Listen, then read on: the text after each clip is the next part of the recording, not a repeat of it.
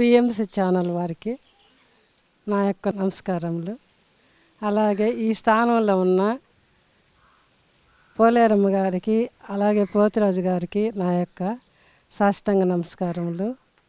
అలాగే మన పితామహ పత్రిజీ గారైన బ్రహ్మఋషి పత్రిజీ గారికి, అలాగే పత్రి మేడం గారికి, అలాగే పరిమళ పత్రి గారికి, పరిమిత పత్రి గారికి అందరికీ నా యొక్క సాష్టాంగ నమస్కారములు. అలాగే నా పేరు సులోచన, మా ఊరు వరిగొండ గ్రామం, నెల్లూరు జిల్లా. అలాగే నేను 2008లో జానంలోకి చేరాను. మా చిన్నబ్బాయి రమేష్ ద్వారా జానంలోకి వచ్చాను. దానికి ముందు నాకు హెల్త్ సరిగ్గా ఉండేది లేదు. దానివల్ల నువ్వు రామ్మ ధ్యానంలోకి వస్తే నీకు ఆరోగ్యం బాగుంటుంది అని తీసుకొచ్చాడు. ఆ ధ్యానంలోకి ఆనంద్ సార్ అని నెల్లూరులో ఉండేవారు. ఆయన దగ్గర ధ్యానం నేర్పించాడు మా చిన్నబ్బాయి రమేష్. తీసుకెళ్ళి ధ్యానంలోకి వెళ్ళిన తర్వాత పూర్ణం ధ్యానాలు, అమావాస్య ధ్యానాలు బాగా చేసేవాళ్ళము. దాంతో నాకు ఆరోగ్యం బాగుండింది. ఆ రోజుకి 3 గంటల ధ్యానం చేసేదాన్ని, ఇంట్లో ఉన్నా కానీ బయటికి వెళ్ళినా కానీ. అప్పుడు చాలా బాగుండింది. ఇప్పుడు ధ్యానం తగ్గించాను, రోజుకు 1 గంట చేస్తున్నాను. అందుకని మళ్ళీ కొంచెం ఎంటర్ అవుతున్నాయి ఈ జబ్బులు కూడాను. అయినా ఒక రకంగా నా పని నేను చేసుకుంటూ ఉన్నాను. ఇప్పటికి కూడాను ఆ ధ్యానం చేసుకుంటూ పని చేసుకుంటూ ఉన్నాను. చాలా అనుభవాలు వచ్చాయి. నేను ధ్యానంలోకి వచ్చిన తర్వాతే రమేష్ మానేయమ్మ శాఖాకారి అయితేనే మంచిది ధ్యానంలో చేయాలంటేనన్నాడు. అప్పుడే 15 సంవత్సరాలు అయింది ధ్యానంలోకి వచ్చి. మాంసాహారం మానేసి అప్పుడే ధ్యానంలోకి వచ్చినప్పుడే 6 నెలలకే మానేశాను. మీరు ధ్యాన జ్ఞాన ప్రచారం చేయాలనుకుంటే లక్షలాది మంది ఆదరిస్తున్న పిఎంసి ఛానల్తో భాగస్వాములు కండి. The PMC trust, Google pay, phone pay number 8977009932. తర్వాత నాకు ఆరోగ్యం బాగుండింది. రోజుకు 3 గంటల ధ్యానం చేసేదాన్ని. అప్పుడు 2 సంవత్సరాలు మందులు ఎప్పుడు వాడేదాన్ని. ఆ మందులు కూడా మానేసి తర్వాత ఇప్పుడు 1 గంటే చేస్తున్నాను. కాబట్టి నాకే అర్థమవుతుంది ధ్యానం తగ్గిన దానివల్ల ఈ జబ్బులు కూడా కొంచెం ఎంటర్ అవుతున్నాయని అర్థమైంది. కానీ ఎలాగైతేనే నేను ఇప్పుడు బాగానే ఉన్నాను. ధ్యానంలోకి రాకతలికంటే ధ్యానంలోకి వచ్చిన తర్వాత ఇప్పుడు బాగానే ఉన్నాను. చాలా అనుభవాలు వచ్చాయి. ఒక అనుభవం, తోటపల్లి గూడూరులోకి పౌర్ణం ధ్యానానికి వెళ్ళాను. అక్కడ ధ్యానం చేస్తూ ఉన్నాము. తెల్లవారులు చేసేవాళ్ళము. ఆ స్వామీజీ తోటపల్లి గూడూరు చచ్చక్ర పిర్మడి, అక్కడ విశ్వానంద్ సారు ఉండేవారు. వాళ్ళు ధ్యానం చేయించేవాళ్ళు. ఆయన ఎప్పుడెప్పుడు లేపేస్తాడా ధ్యానంలో నుంచి అని అనుకుంటూ ఉండే టైంలో ఆయన లేస్తే అరుస్తారేమో అన్నట్టుగా కూర్చొని ఉన్నాను. అప్పుడు 4 అయింది. అప్పుడు లేసాము. లేచి మళ్ళీ పడుకున్నాను. ఆ ధ్యానంలో ఒక అనుభవం వచ్చింది సార్ నాకు. నాలో నుంచి సూక్ష్మ శరీరం లేచింది. లేచి ఆ కిటికీలో నుంచి పడుకొని వెళ్ళడం, మళ్ళీ వెనక్కి రావడం, మళ్ళీ పడిపోవడం.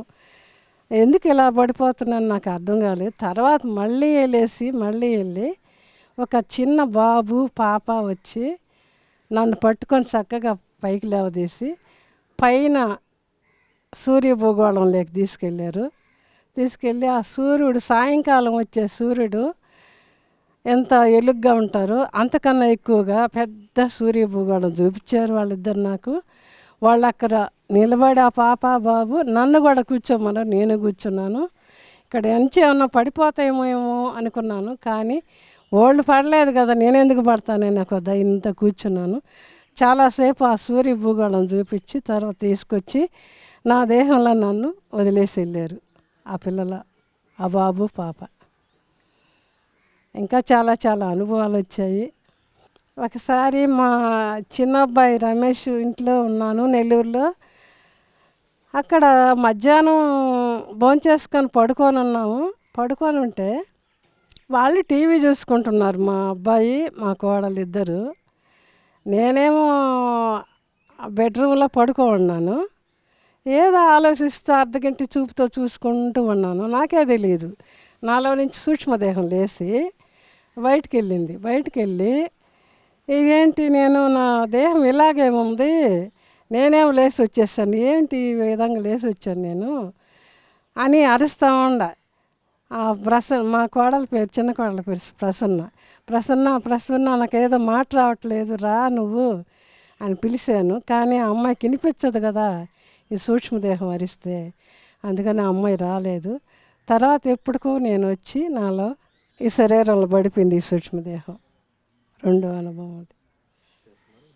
పోలేరమ్మ గుడిలో వారం మంగళవారం క్లాసులు పెడుతున్నాము. ఇక్కడ రఘురామయ్య గారని మాస్టర్సు క్లాసు పెట్టి ధ్యానం చేయిస్తున్నారు, క్లాస్ చెప్తున్నారు. అలాగే చాలా రోజుల నుంచి ఇక్కడ అవి జరుగుతూ ఉన్నాయి. నేను అన్నీ తిరిగాను, కడతాలకు వెళ్ళాను, బాగుంది, చాలా బాగుంది. కడతాల్లో ఒకసారి ధ్యానం చేస్తూ ఉన్నాము.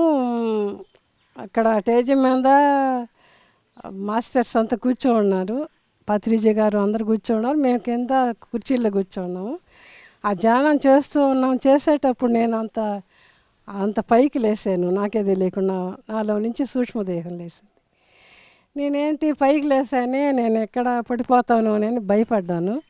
కానీ పడలేదు. చాలాసేపు వాళ్ళ సైజు చూశాను కూడా, మన పత్రిజీ వాళ్ళ సైజు చూశాను, అందరి సైజు చూశాను, స్టేజీ మీద ఉన్న వాళ్ళందరి సైజు చూసి ఏదో పడిపోతానేమో నాకు భయం వచ్చింది. కానీ పడలేదు.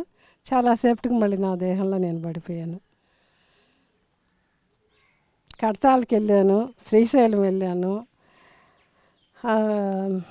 అమరావతికి వెళ్ళాను, విశాఖపట్నం వెళ్ళాను.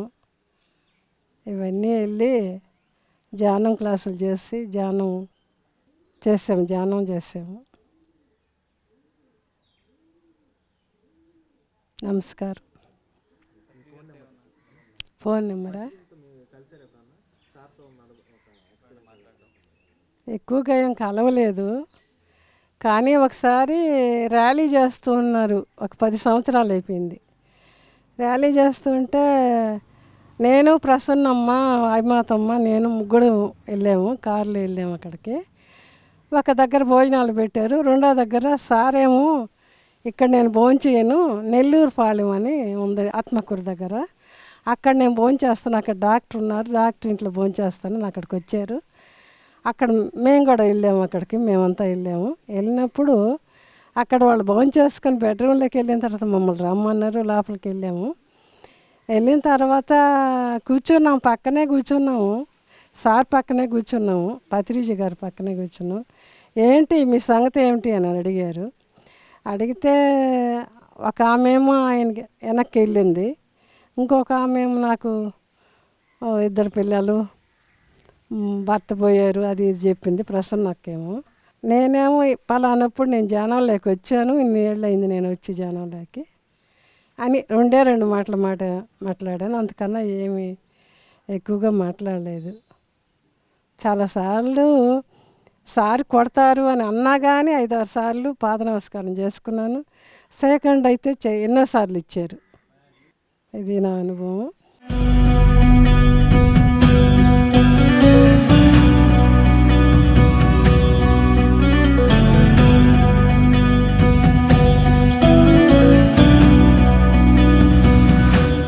మీరు ధ్యాన జ్ఞాన ప్రచారం చేయాలనుకుంటే లక్షలాది మంది ఆదరిస్తున్న PMC ఛానల్తో భాగస్వాములు కండి.